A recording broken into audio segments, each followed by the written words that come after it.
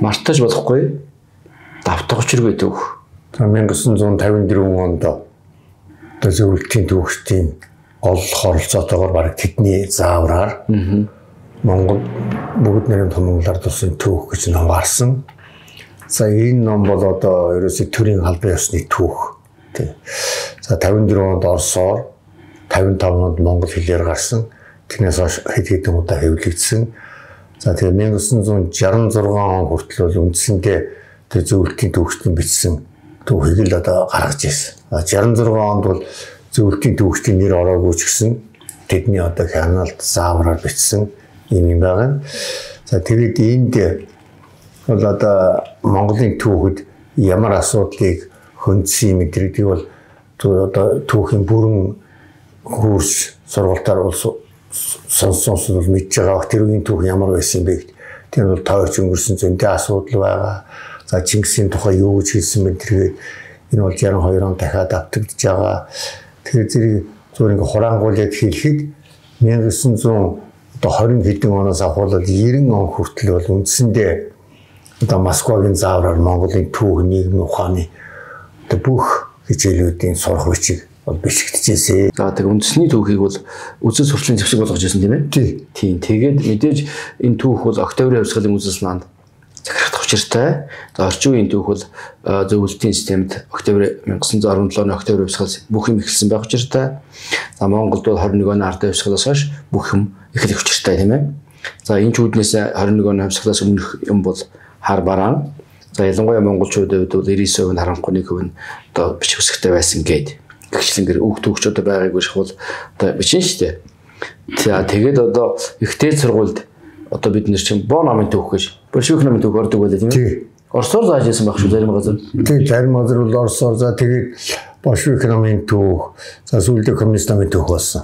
За яагаад түүхээр 1953 оны 12 сард тэр зөвлөлтсөн коммунист нам гэд нэрлсэн шүү дээ бүр боо гэдэг большевик гэж хасан. Тэрнээс хойш бол коммунист намын түүх гээд.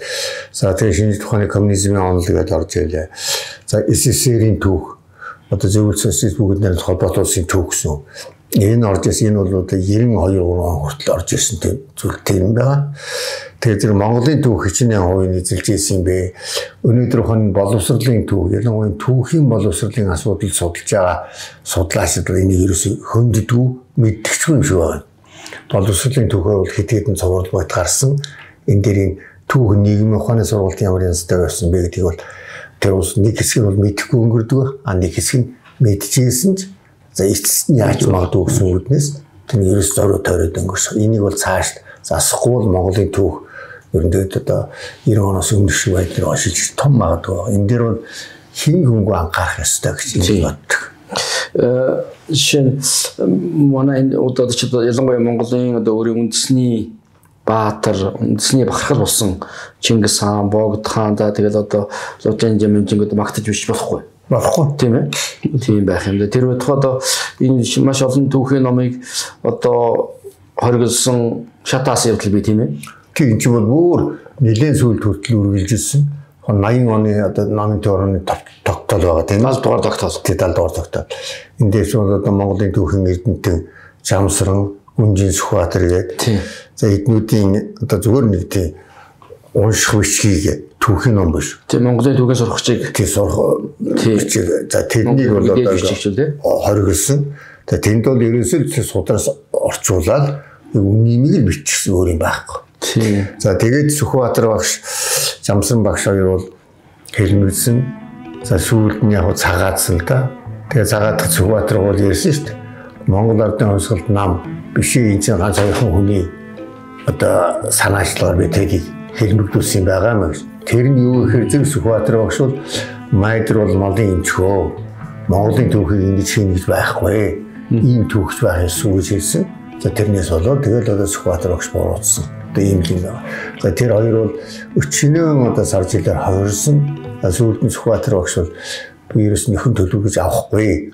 Гэт ингээд бүр тэр данзангийн үе юм шиг ямар ч юм аваагүй одоо ганц хүн байгаа шүү дээ. Зүгээр энэ хэлмэгдэл судалж байгаа улсууд нь Сүхбаатар яагаад тэр төлөврөө аваагүй гэдгийг бас нэг тэмдэглэх юм бол хэрэгтэй байна. Тэгэхээр намайг одоо хүн бодж магадгүй Сүхбаатарын савины юм уу, Хамаатан садны юм уу энэ бол зүгээр түүх үнэн байх ёстой юм бол тэр улсуудыг бас гаргаад тавьчихмаар юм байна.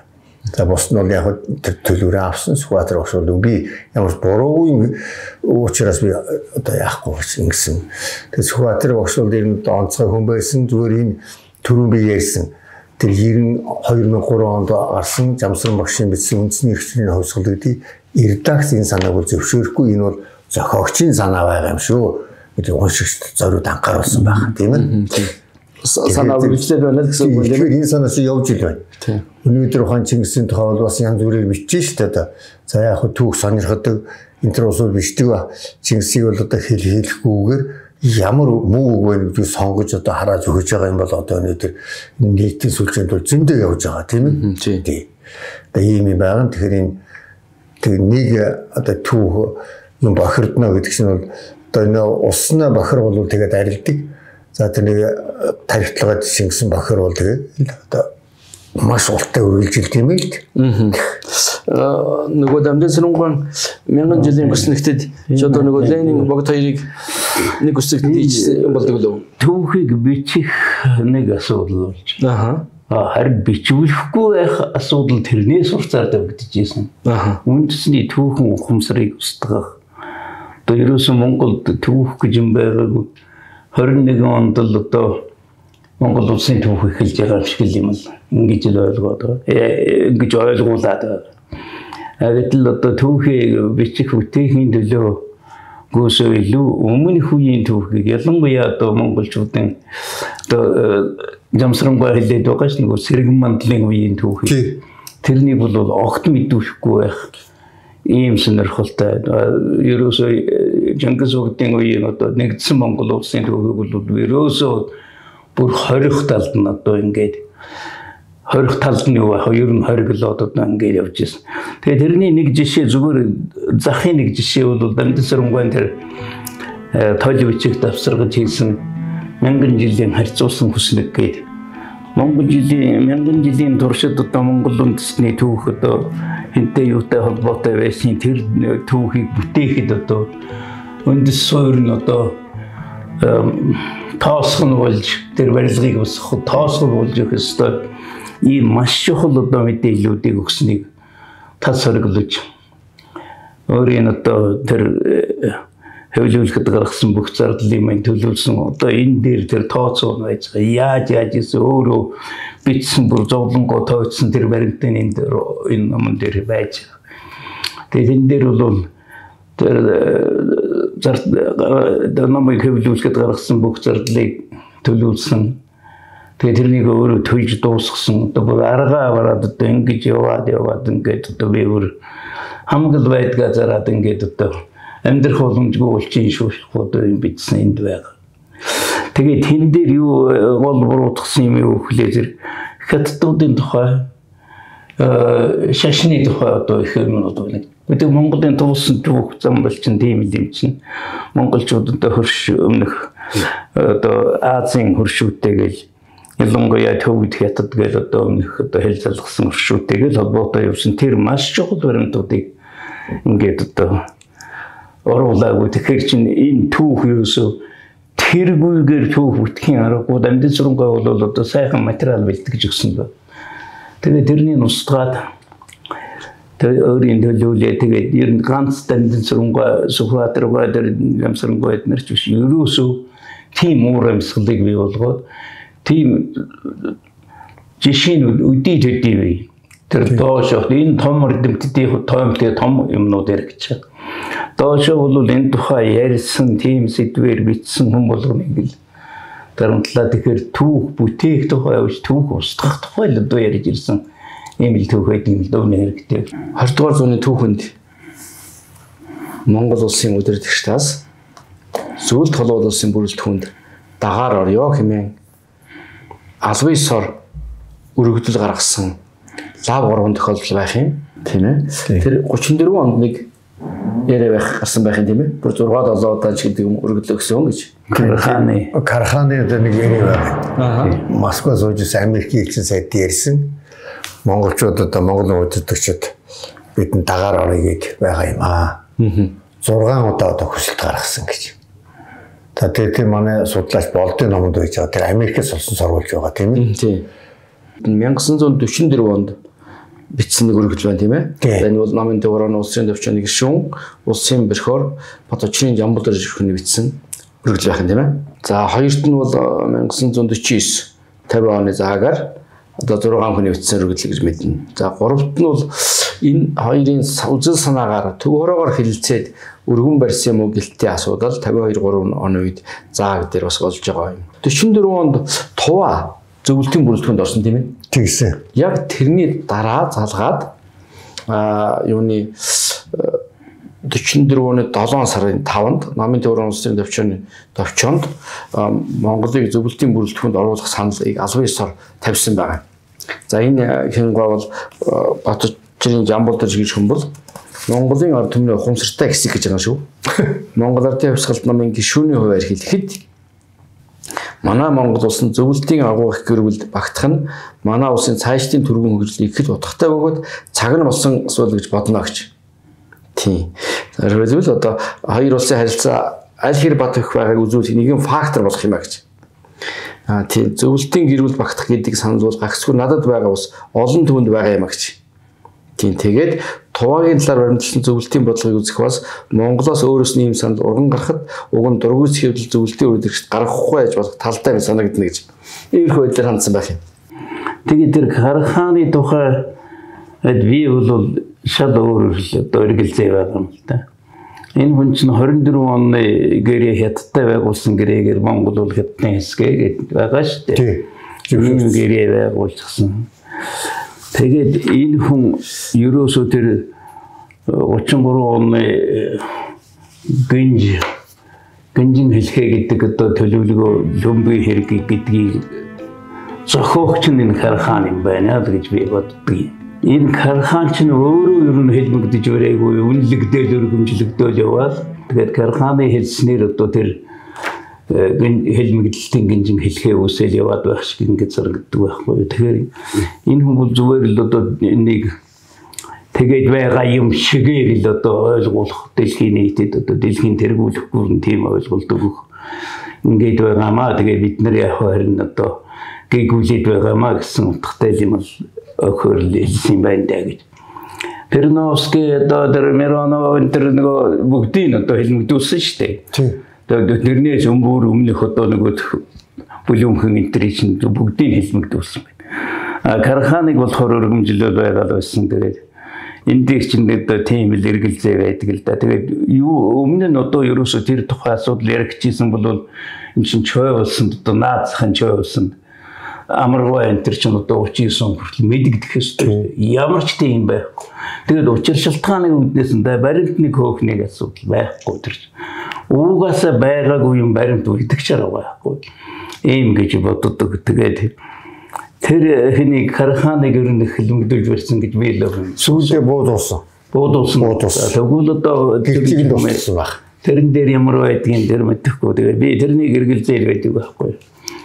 За хожим нь одоо тэр 3 дахь удаагийн тэр 49 50 оны заагаар одоо бичсэн тэр 6 хүний зохиосон юмны тухайд ламсран бод маш тодорхой. Тийм. Чиний наад баримтууд тэр байгаа. Тийм. Хаан гэр бариулж байгаа ингээ тэгээд тэрнийг сонсооч байсан юу гэж хэлжсэн энэ маш тодорхой. Тийм. За эхний бичгийн тухайд яг ер нь Жамбал тэр Боркорын бичгийн холбоотойгоор 49 оны 100 улсын ерөнхий сайд Чарльсонга Сталинтай уулзахаар Москва явсан. Тэгэхэд бол энэ асуудлыг тавиарэ гэж одоо Сэдэн Балдаргаас хэлсэн байгаа. Тэгээ явахын өмнө бол Сэдэн Балдарга Чарльсонд одоо тий Жамбал дэржин одоо 44 он зөвлөлт нэгдүгээр ахтхай саналын бичгийг гаргаж ирээд Сталинтай уулзах учрал тохиолдолд тэнд тавьсан асуудлаар зөвлөлтийг хүссэн юм байна. За тэгээд 49 оны 8 сарын 17-нд эндээс гараад сойчид бол 9 сарын 30-нд хин чуулсан Сталинтай бол уулзч л дээ. Одоо энд нэлээ ходи бас уулзсан байгаа. Дараас болоод ингээд чуулсан өөрийнх нь сууж ясан юм Сталин өөрөө ирээд арай. Тэгэхээр ярен дундуур бол чуулсан нөгөө асуудлыг асуусан байна. Хэрэг дотоод Монгол манай улстай нэгдвэл Яванда СССР-ийн холбооны улс болоход болох уу гэж нэг асуудлыг түнш асууж байна. Сталин хариулж байна. Танайх манай холбооны улс болох хэрэггүй. Бид гадаад дотоод хоёр Монголыг нэгтгэхийг дэмжихтэй Оросын харьяанд ч орохгүй, Хятадын харьяанд ч орохгүй нэгдсэн нэг тусгаар улс байхыг хүсэж байна гэж. Чөөсөн. Тий. Хин Сталин хариу хэлж байна. Тий. Хариу хэлж байна. Тэгэхээр Сталин бол хэлж байгаа. Ер нь бол Мао Цзэдун бол нөгөө хоёр Монголыг нэгтгэхэд авах саналтай байгаа юм шүү гэж. Тий. Авахыг бодох хүсэж байна гэж тий. За тийм учраас одоо бид нэр бол хариулахдаа энийг бол чавсантад ярих хэрэгтэй шүү гэж бид нэр хэлж байгаа тий. Бид хэлж маягтаа хэлсэн байгаа. За энэ бол одоо эхний одоо удаа тэр борхорны за хоёр дахь нь 50 оны 8 сард болсон цагт хүний байдаг тийм ээ. Сонгонтой яа. Тэр үсэн тухайдаа нэг ярина уу? Тэгээс одоо хөвөл дээр гарсан хүн тэр загтламж гарсан. Загтлын бичсэн усууд нь одоо аюул мэдээ амьд үйжсэн. Тэгээ зүгээр боддгийн загтлын агуулгыг олон хүн мэдж байгаа. Тэр загтал бичсэн усууд тийм тусгай гэр бариулаад ингээд одоо тийм хөрөнгө зараад тэгээ тэрний боловсруулах тийм эрх хэмжээ бол ерөөсөй байгаа юм. Тий, одоо гэр өрүүлсэн ингээд яг хүмүүст бас яг үднээс ирвэл 49 оны 100 гэж байгаа. Одоо Москвад сурч байсан аспирант төмөр очиод Синд гал бадрах намын дээр сургууль төгсөж байсан Дүүгэр Сөрөн Цэдэн болын туслах Бадарч намын дээр сургуулийн багш Авин мэд нарын 6 хүн Улаанбаатар хотоос баруун тийш холог өрш сонгон хэмээх амралтын газар.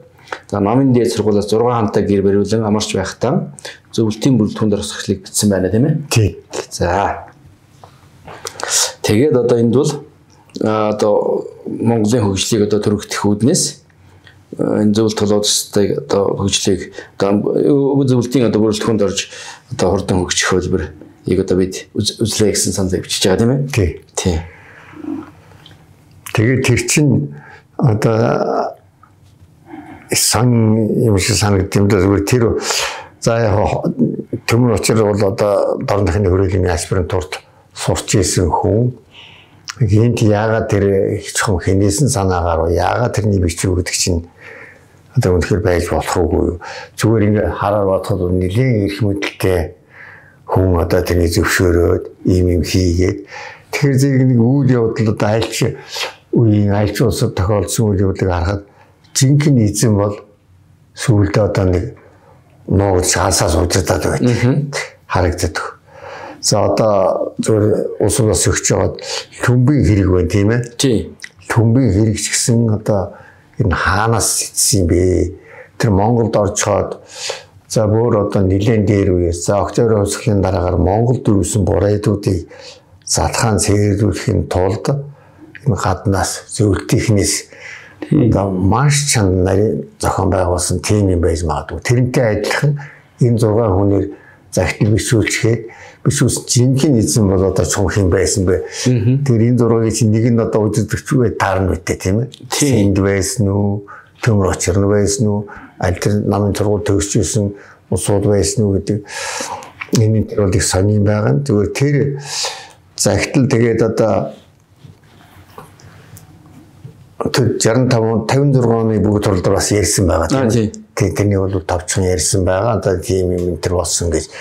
Тэгээ энэ дэр бол энэ гадны нэгэн магадгүй гадны ч юм уу дээд удирдлагаар энэ л одоо нам эрх мэдэлтнүүдийн шийдвэрээр л загтыг бичсэн байхаа гэж бодчих. Энэ 6 хүн бол зүгээр одоо энэ хатуу чанд даалгавар биелүүлсэн усуд байх л. Тийм байх. Тийм ээ. Тийм байх. Тэгээд орим хожим бол дурсан бичгтэн бол за бид 6 бол ингээд Адарматтай онлайн практикийн хэдэн чухал асуудлыг синхруулан тайлбарлаж өгөхийг хүсэж нөхөр чавсан сэдэмүүд хоёрт бичиж гэж зургуулан шийдсэн юм. Ингэхүү зөвлөлтөд орох тухай өргөл бичиг биш. Харин цагтлаар асуудал тавьж цагаан толгойд эстрадад нэрсээ бичиж өгсөн юм а гэж хэлсэн байх юм тийм ээ. Тэгээ энэ бол 9 зүйлтэй цагтл байгаа. За тэгээ энэ дотор бол нөгөө 200 сая асуудал бас орж байгаа. За ингээд Монгол бол 10 дугаар хурлын талаар капитализм хөгжлийн замаар хөгжиж байгаа. Социализм байгуулах явдал шууд шилжин орох цаг болно гэж. За хоёрт нь бол хэрвээ уялдсан байвал СССР-тэй манай улсын нэгдэх явдал цаад дотор болж байгаа гадаад болон дотоод ямар учир шалтгаан байгаа вэ гэж асуух маягаар андаж бичсэн энэ зүйл байдаг. Тэгээ мал аж ахуйн тухай тэгэл олон хамтралын тухай тэргээд олон юм бичсэн байдаг юм аа. Тэгээ энэ загтлыг бол Чавсан Цэдэн бол нарт өгөөд албасаар бол хариу аваагүй шүү тийм ээ. Аваагүй. Тийм. Цэдэн болоор дамжаад Чавсан гот очсон шиг байна. Тийм. Тийм Тамсрангуй дуртгал дээр бол энэ би тийм ээ. Тийм. Тэр ч одоо юу гэдэг вэ нэг лээ. Амжаагүй очсон биш юм уу тэгээд. Аха. Чавсан Цэдэн болоор дамжаагүй очсон энэнийг одоо тэгээд ер нь хинээс их ус өртөө вэ гэдгийг чинь Чавсан бол тэн дээр хэлсэн байгаа шүү дээ. Гаралтай харуулдан дээр. Одоо зарим хүмүүсүүд одоо ингэж байна одоо ийм гэж байж болдго юм уу? Өөр нэр зааж хэлсэн юм байна. Тэгээд Цэдэн бол ойр орж ирээд цагтлын хариуг хурдан үгийг шалаад байж. Тэгээд байна гэдэг хэлсэн байгаа шүү дээ энэ дээр. Нэгэд хоёрдугаарт Чавсан насурлаа насурчлаа өргөдчихлаа ч юм уу. Тэгээд Сталин насурлаа. Тэрний дараа дээр Цэдэн бол төв хорооны улс төрийн төвчөөний шийдвэр гаргуулад аваад очиж байгаа шүү дээ. Одоо Сталиныг одоо нөгөө оршуулах ёслолд очихдоо аваад очсон байна. Тэгээд энэ дээр өөрийнх нь нөгөө Сумьяавай нэг тэгээд гаргасан гэрэл сүвдэргээд баримтуудын гэтгэл дээр өөрийнх нь бичсэн юм байж байгаа. Тэгээд энэ дээр юу гэсэн үг хэлээ зэрэг Молотов намайг Мишинскийн өрөөнд прокурор Мишинскийн өрөөнд хүлээж авчуул уулзлаа. Энд бол одоо гадны ямар нэгэн нөлөөд тагнах чигнах юм байдгүй маа гэлээ. Тэгээд одоо уулзаад ингээд энэ асуудлыг тавьсан та нар буруу юм хийж байна гэж хэлсэн. Тэгээд Сталин ч юм яах вэ нэг мэдэхгүй. Зүгээр энэ асуудлыг бол та нар ер нь очиж одоо наадах төвхөрөний шийдвэрээ хүчингүй болгодог. Тийм юм өссөн гэж. Тэгэхээр энэ монголчуудыг нэгтгэх тухай асуудлыг зөвлөлтийн талаас бол тавиагүй байна гэдэг ойлголт байдаг л да. 45 оны сүүлээр дайны. Тийм. Тэгэхээр энэ үний чинь одоо тэр Жамбалдорж гэж хүний төрч хүн ямар ч үндэстэй хинэн чийлгсэн байдیں۔ Би тэрнийг нэг тийм анхааралж эргэлдэж хараагүй. Зөв наадуудын тэр бодлыг бол ингээд Цэдэн болын удирдлагаар чиглүүлснээр хийсэн юм байна. Тэгээ тэрнийг бүр албажуулаад аваад очсон юм байна. Тэгээд одоо хадмуудаас жоохон одоо цаг нь болоогүй гэсэн утгатай юм сонсоод иржээ л гэж ингэж л ойлгодог юм шүү дээ. Тэгээ ямар ч байсан энэ бол маш ноцтой л ийм асуудал. Тэр 34 он хүртэл Монголын удирдагчид амьд байсан нэг хэсэг цаг байхгүй болсон нэг хэсэг цаг байна. Тэгтээ тэр ихэнх хүмүүсүүдийг амьд мэд байсан цагт энэ асуудал бол тэр хүмүүсүүдийн дундаас гарч тэр хүмүүсүүдийн хажуугаар өнгөрч яригдах ямар ч боломж байгаагүй. Карханы энэ бол цэвэр өөрийнх нь зохиол өөрийнх нь одоо мөрөөдөл байсан байх. Гэсэн юм л бодогддог шүү дээ. Тэгээд тэр Монголд нэлээд олон хүлээлгэж байгаа уулзсан баг шүү дээ. Балдар. Тийм. Тэр одоо юу гэж ярих уу гэсэн тэнд одоо нэг тийм эхлээд нэг зөвлөгөө болсон баг. Тэгээд за одоо Монголд хэдэн баг хүлээж ав. Ингээд энэ хариу өгөө гэсэн. Тэгсэн тувааг авчгаад хэл аманд өртөжсэн юмнууд бол авах боломжгүй байгаагүй ерөөс. Тийм дээ. Тэг боломж байгаа. Зүгээр эдийн засгийн хавсрал болчихсон. 41 оноос эхлээд одоо тэр бүх юм чинь төлөвлөгөөтэй тэгээд орсон урсж ирсэн шүү дээ. 90 он хүртэл урссан юм чинь. Тэгэхээр зэрэг энийг зүгээр ер нь одоо холбооны улс болгочоод ядарч зүдчихсэн тэд нэр одоо зовноо чарган зүгээр өөрснөө бол манай хамт юм авчий гэсэн тийм л байсан. Өрөндөл шилжчихсэн үе байсан баг. Тийм. Тэгэхээр энэ болохоор төвөрн улс төрийн төвчөөр ярьсан гэсэн шиг шүү дээ. Тийм. Хойно бол тийм туслаг ярихаар орохгүй маш том зөвлөгөө болсон баг. Тийм юм болоо. Энд бол Чавсан бол бас хатуу байр суурьтай илэрхийлсэн байна. Тийм. Тэр Тамсрангуй одоо дөртгөл дээр байна тийм ээ.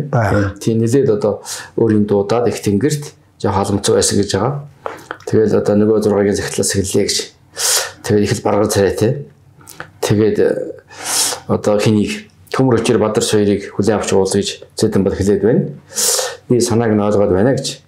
Тэр эрдэмтэд маань ард түмнээсээ тасарсан түүхээ мэддгүй эрдэмтэд шивдээ. Бомцод бид хоёр марксизмын толгойг муу гадарлаж байгаа биз. Гэхдээ муу мунхаг өвгчүүд бид төр улсынхаа төлөө төрийнхөө сүлд тамгыг яаж өргөж явахаа мулгуу бүдүүлж гэсэн мэдэн шүү гэж. Тий. Энэ бол хатуу үг байна. Тэгээд монголчуудыг хоосруулж өмнө нь ховор тарчгийг мэддэг ухаан суулгаж дуулууртай болох хэрэгтэй гэж зарим хүн хэлдэг гин. Эд чинь юу ярьж байгаа улс вэ? Их эцгээрээ өсгүүлчихэд эргээд тэднийг асрахын оронд хамаг байдгийг нь хамж аваад өлсөж алах гэснээс өөрсгөө шүү дээ гэж хэлж байх юм. Тэгээд одоо за тэгээд Цэдэнбал сосор хоёр намайг хоошоо явж имжлүүлгээд байх юмаа гэж би жаал азнамаар санагдаад ер нь Цэдэнбал туваагийн салчиг тогоошгод болох гээд байна да. Түүнд юунд нь сайрхаад байгаа юм болоо. Монголчууд тусгаар тогтнол бүрийн эрхт байдлаа хүчин давтан алдаж болно. Бусад үед ч үгүй баймаар их зүйлийг бол ярьсан байх юм тийм ээ. За энэ бол үнэхээр одоо энэ юутай тусгаар тогтнолтой холбоотой асуудал дээр одоо Цэдэнбалгаа чавлсангаа нарын бас байр суурь зөвлөлтийнхний одоо төлхөөсөө хийсэн асуудал байх тийм ээ. Тий. Тэгээд чавлсан одоо эмчилгээнд явуулах болж байгаа тэр асуудал дээр маш их зэгтэй юмнууд бай. Дараа дээр нь одоо тэр нөгөө Монголд иччин сая дээр ирээд одоо газар нутгийг тасалж өгөх тухай асуудал яригдж байгаа. Малчдаг одоо орос хэлээр ярих сургах тухай асуудал яригдж байгаа. Тэгээд хамгийн одоо нэг ноцтой юм бол одоо энэ номон дээр би юунд Цэдэнбал чинь хөдөө ер нь их цөөхөн явсан. Дамбагыг олон явлаа гэж их буруутгадаг байсан юм шүү дээ. Тэгээд тэр 56 оны билүү 57 оны зун нэг олон хоногор явсан. Баруун аймагуудаар яваа. Тэгээд тэр тасалж өгсөн нутгуудын тэргээр одоо 2-3 удаа наашаа цаашаа орж ирсэн. Нэг тийм юм тэгээд би бас энэ дээр нөгөө хэргэлзээгээ энэ дээр хэлсэн л байгаа. Тэгээд тэн дээр одоо ер нь өмнө нь одоо тэр хүрээнд яригдсан юм биш үстэй. За тэгээд энэ ч яг ингээд яригдаад байна тэр нутгаа таслаад өглөө ингээд 60 оны дунд үеэс өлөө 70 он биш тэ нөгөө ойрт нэгтрэх зөвхөн тэгээд энэ ойрт нэгтрэх зөвдөгтөл гэдэг юмар аль болохоор л одоо зөвлөлтийн хөрөлт хүндлэл оруулах гэж ингээд байдаг л. Ийм юмнууд яваад байсан байхаар тэгээд үзэл санаа хаанаас их уусуртэй хэнийг санаачлах хэний нөлөөгөөр ингээд байсан бэ гэдэг бол ойлгомжтой асуудал шиг байна.